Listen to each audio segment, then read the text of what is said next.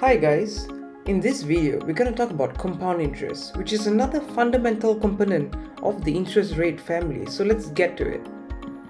What is compound interest all about? We need to understand that it is based on the principle which changes from time to time. Interest that is earned is compounded and added to the existing principal, which means the principal amount keeps increasing with time.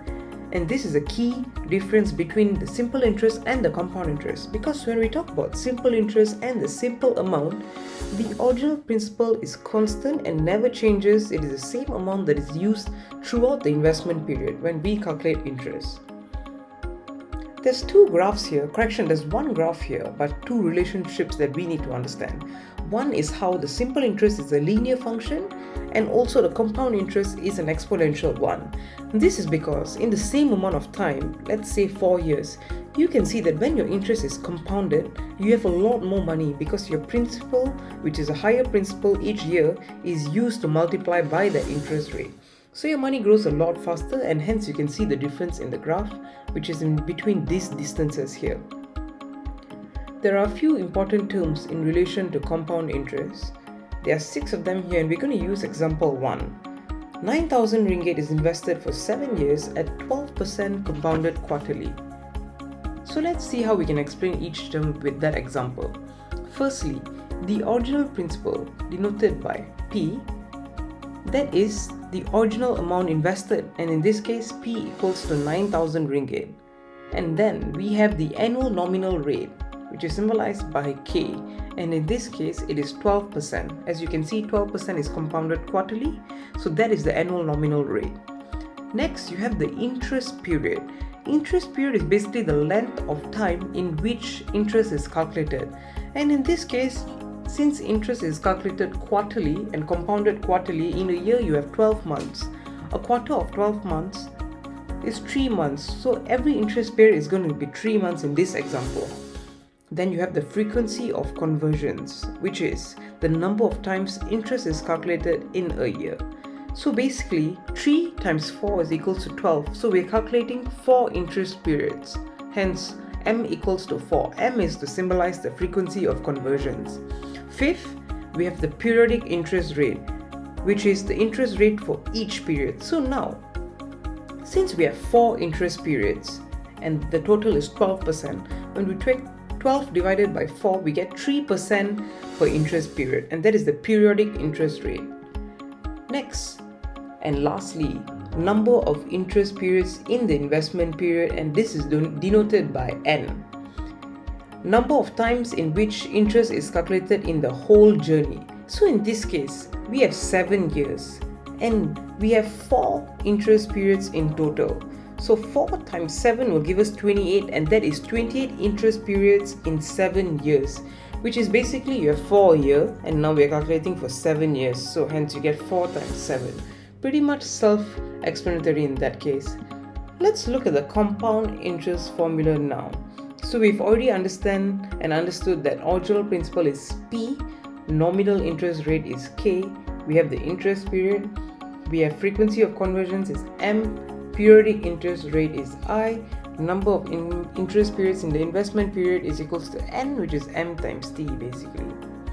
So compound amount is the future value, the original principal together with the compound interest value. So there's a formula there, which is S equals to P times times 1 plus I to the power of N. So when we already know what is a compound amount, we can also find what is a compound interest, which is basically the difference between the future value and the original principal, which is I equals to S minus P. Let's use example 2 to discuss this formula. 1,000 ringgit is invested for 3 years and earns 8% compounded annually. What is the future value and what is the compound interest earned? So using the formula that we have, S equals to P bracket 1 plus I to the power of N, we have S equals to 1,000, which is the principal, 1 plus 0.08 because 8% to the power of 3 because we have 3 years, which is the interest period. So we get 1259.71. So we know that the original principal is 1,000 ringgit. and the future value is 1259.71. Answering question number 2, what is the compound interest earned? We can use the formula I equals to S minus P to get 259.71, which is the compound interest earned. Let's look at another example here. Example 3. Find the future value of 1000 ringgit which was invested for 2 years, 8 months at 9% compounded every 2 months. So you may get a little bit more confused here. It's a bit more complicated, the question, not as straightforward as now. You're talking about 2 years, 8 months, and your 9% is compounded every 2 months, not annually. So let's look at the changes that it brings for us. Using the same formula, we know that P is 1000. How do we calculate I now? Very simple. So we have to take a look and remember again that I is the interest rate for each interest period. And because of that, now we know that 9% is compounded every 2 months. So in a year, we have 12 months. 12 divided by 2 will give us 6. And hence why we take 9% divided by 6, because every 2 months, which means we're doing it 6 times a year. N equals to 32 divided by 2. Very simple, because 32, 2 years plus 8 months gives us 32 months. And every time we do it by a frequency 2 months once, we are doing it 16 times in the total investment period. And that's how we get N equals to 16. And with that, putting everything into the formula, 1000 to the bracket of 1 plus 0.09 divided by 6 to the power of 16. That brings us 1268 ringgit and 99 cents, which is the future value. And of course, with that, we can find the compound interest earned, which is S minus P, and that gives us 268.99.